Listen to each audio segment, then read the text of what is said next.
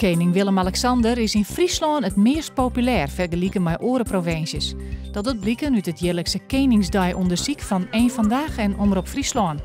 Bij 20% van de Friezen is de koning de favoriet van de koninklijke familie. Verder doet blijken dat 8 van de 10 Friezen een groot vertrouwen hebben in de koning.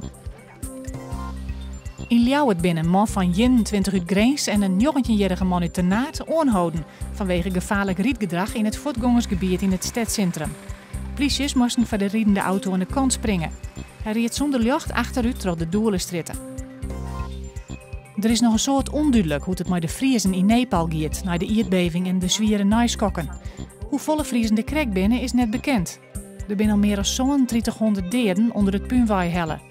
In Friesland had een handvol organisaties een relatie met Nepal op het gebied van ontwikkelingshulp, zorg of onderwijs.